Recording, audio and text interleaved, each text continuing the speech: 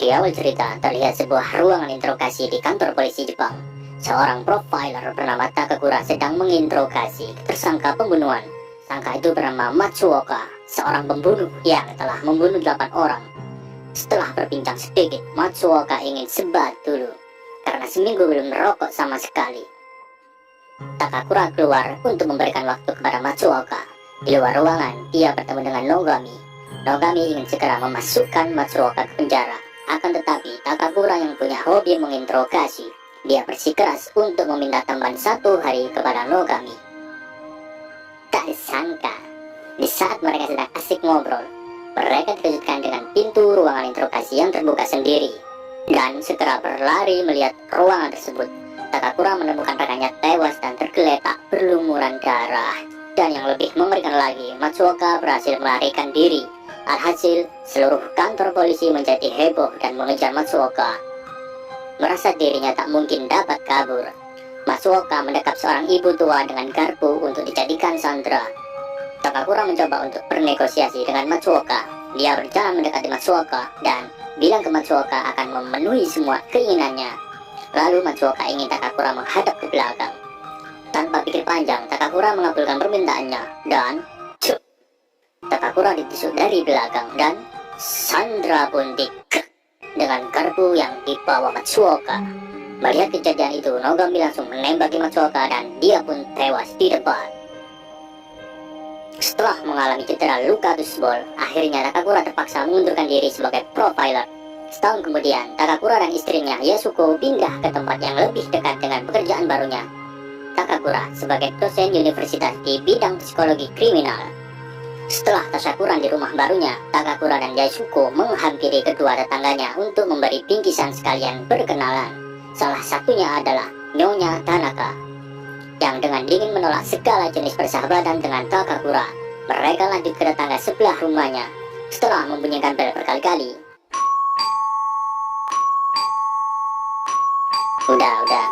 Udah dikaca, weh. Mereka tidak mendapatkan jawaban.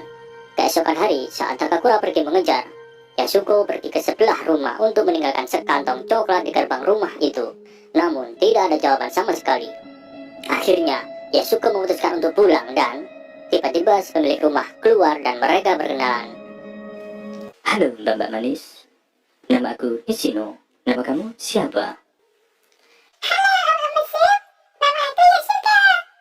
Namun, pertemuan awal mereka memberikan kesan yang menyeramkan bagi Yasuko, karena Nishino bertingkah seperti anak kecil walaupun dia sudah terlihat dewasa.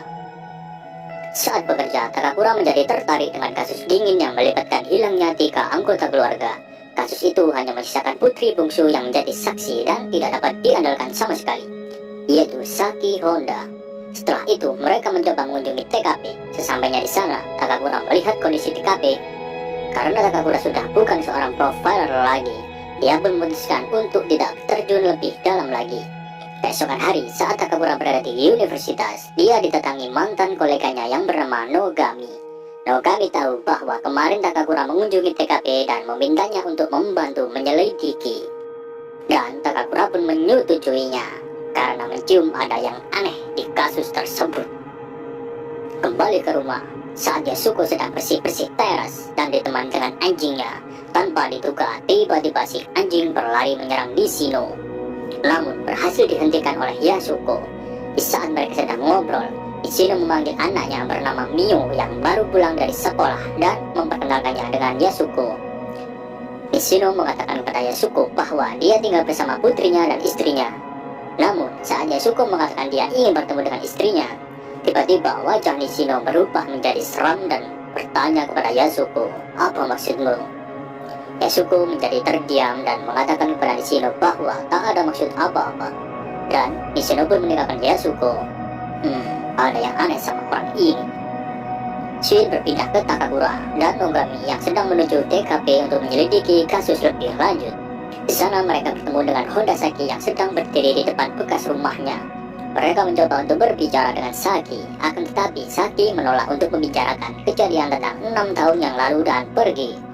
Tapi Takakura mengejar Saki dan menyuruh Saki untuk menghubunginya jika dia butuh bantuan. Saat perjalanan menuju pulang, Takakura bertemu dengan Nishino. yang mengatakan bahwa Yasuko terlalu ikut campur urusan kehidupannya. Dan Nishino menyuruh agar istrinya jangan mengganggu lagi urusan keluarganya. Takakura pun mengiyakan saja permintaan dari Nishino.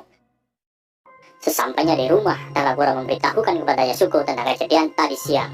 Ia meminta kepada Yasuko untuk tidak berinteraksi lagi dengan tetangganya dan tidak membuat masalah. Keesokan harinya, Takakura berkunjung ke rumah Saki karena ingin membicarakan kasus hilangnya keluarga Saki.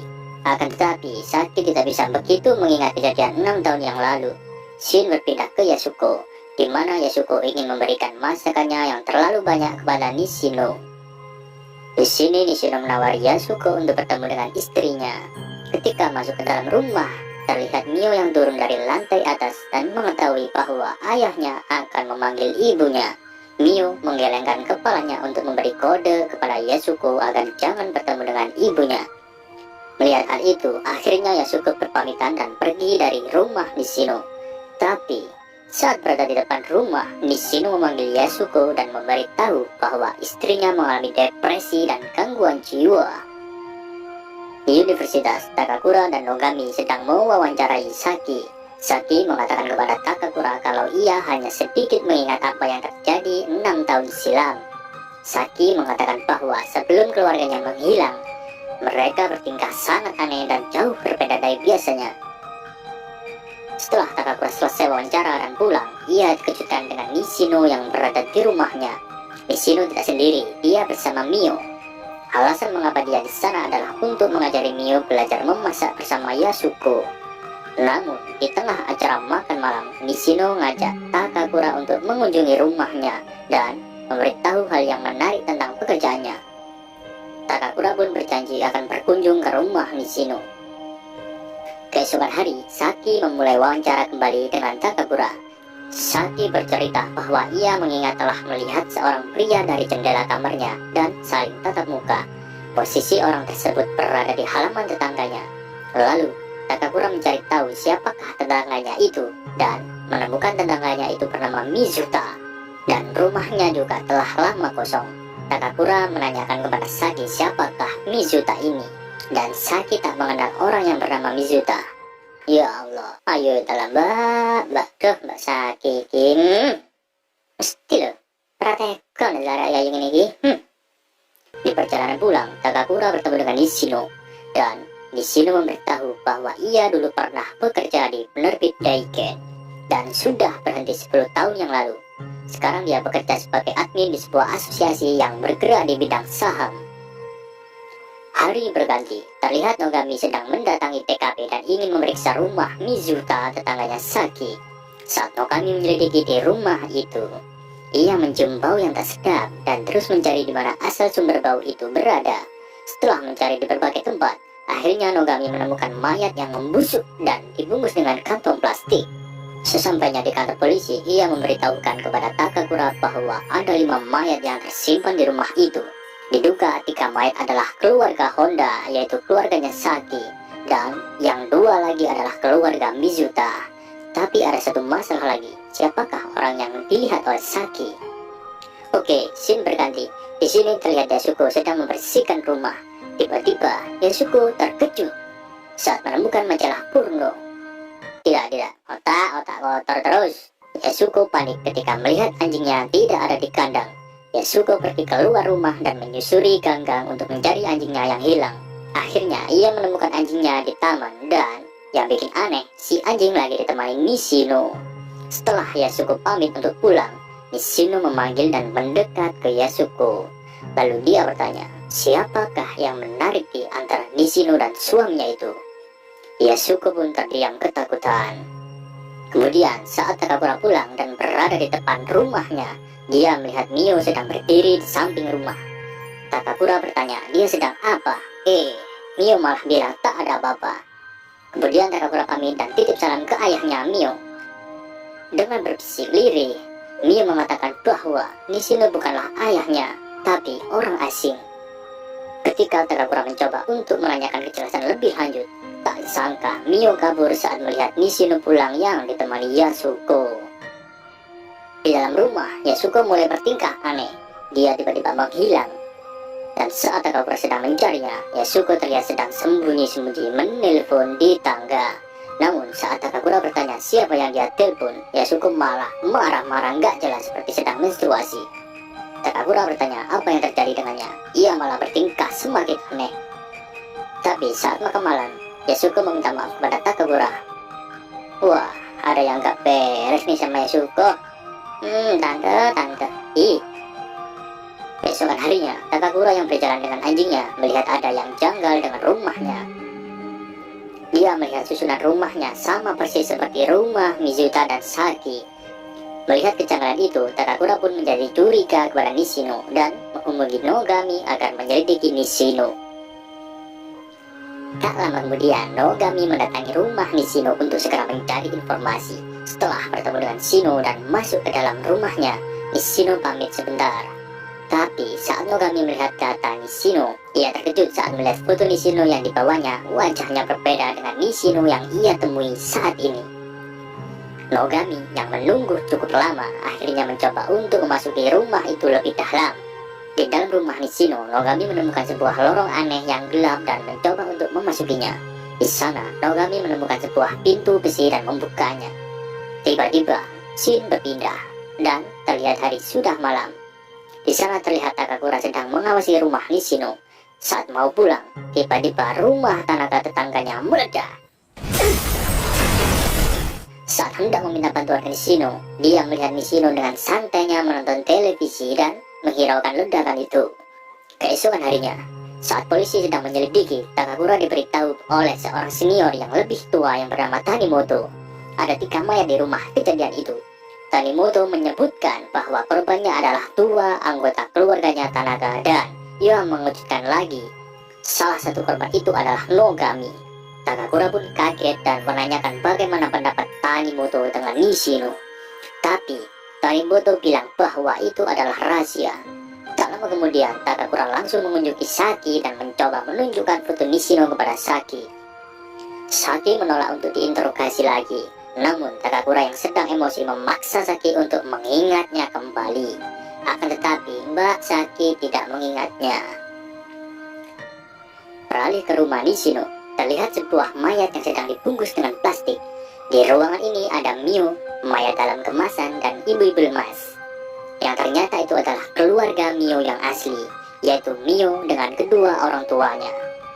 Nishino masuk untuk melihat buku tabungan dan Mio meminta suntikan ke Nishino untuk diberikan kepada ibunya.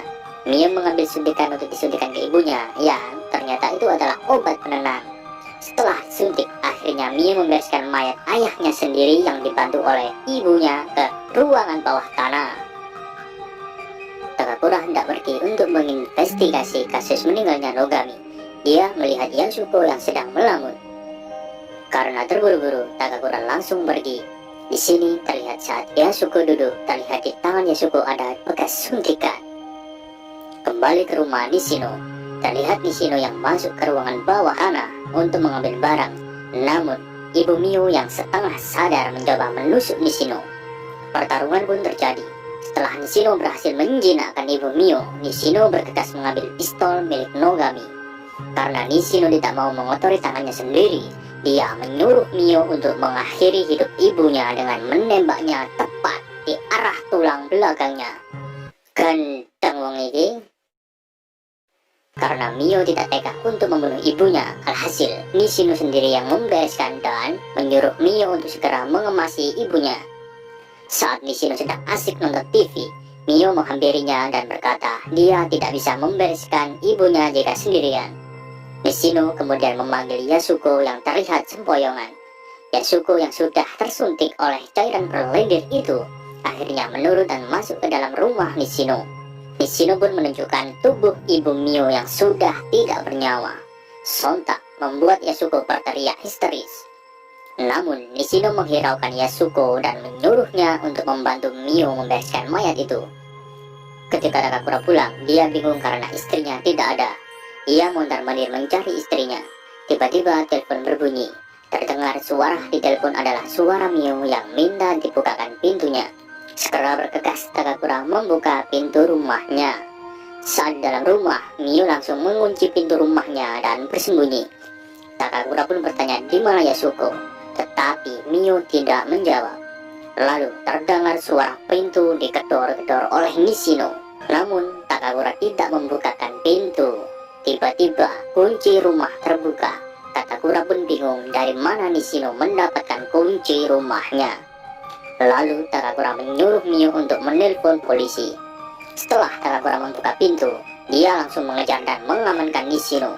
Polisi pun datang dan anehnya Mio bilang ke Takakura bahwa dia tidak menelpon polisi. Dan yang ditangkap bukannya Nishino tetapi Takakura. Ternyata yang menelpon polisi adalah Nishino. Saat di ruang interogasi, Tanimoto datang dan berbicara empat mata dengan Takakura. Takakura pun membicarakan kecurigaannya terhadap Nishino. Tanimoto yang tahu bahwa Nishino juga berada di sini sebagai pelapor, ia pun mengajak Takakura untuk menemuinya. Tak disangka, saat mereka sampai di ruangan tempat Nishino, ternyata Nishino sudah pulang. Takakura yang diantar Tanimoto segera bergegas untuk pulang. Saat sudah sampai, Takakura berlari ke rumahnya untuk mencari istrinya. Di sisi lain, Tanimoto menuju ke rumah Nishino, dan Tanimoto menemukan ruangan bawah tanah Nishino. Saat sedang melihat ruangan tersebut, tiba-tiba Tanimoto terperosok ke dalam lubang. Dia berusaha naik, dan untungnya ada Nishino yang membantunya untuk naik. Akan tetapi, saat memegang tangan Tanimoto, Nishino berhasil menyuntikkan cairan berlendir. Karena tak menemukan istrinya, kemudian Takakura masuk ke rumah Nishino dan menemukan istrinya lemas tak berdaya di kamar Nishino.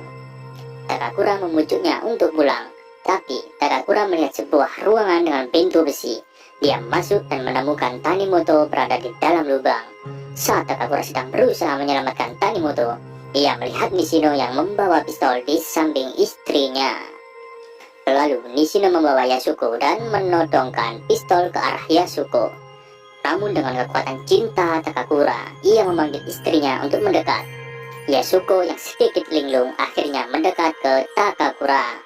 Takakura menyadari bahwa Nishino berpindah dari keluarga satu ke keluarga yang lain, mencuci otak mereka dan akhirnya membuat mereka saling membunuh. Dia berhasil berbicara dan mencaci maki Nishino atas kejahatannya. Namun tiba-tiba Yasuko yang perlahan mendekati Takakura menyuntikkan cairan berlendir ke Takakura. Alhasil Takakura pun pingsan. Setelah insiden itu, Nishino akhirnya memutuskan untuk pindah rumah. Sekarang keluarga Nishino bertambah dengan adanya Yasuko dan Takakura. Dan tak lupa Nishino juga membawa Markus si anjing itu. Mereka akhirnya tiba di sebuah bangunan yang sudah lama kosong. Di tempat inilah Nishino biasa mencari rumah untuk ditempati. Setelah melihat lokasi dari atas bangunan, Nishino pun ngobrol kembali bersama keluarga barunya. Saat sedang ngobrol, Nishino yang menganggap Markus si anjing sebagai beban, memutuskan untuk membunuhnya. Nishino yang tidak mau tangannya kotor, menyuruh Takakura yang sudah terbius dengan suntikan lendir untuk membunuh Markus si anjing. Saat mau menembak Markus si anjing, Takakura berkata, "Ini adalah jebakan untuk mengakhiri riwayatmu." Dengan cepat Takakura berbalik dan menembak Nishino. Beng beng beng.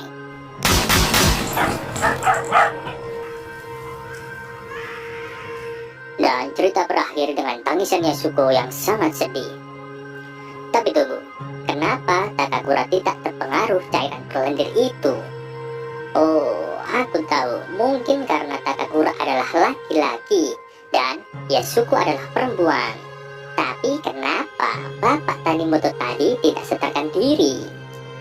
Mungkin karena sudah tua, tidak kuat kena yang berlendir-lendir. Masuk akal. Yang dapat kita petik dari film ini adalah untuk kalian yang suka dengan sesuatu yang berlendir-lendir, ingat, jangan banyak-banyak karena akan memperburuk kehidupan kalian.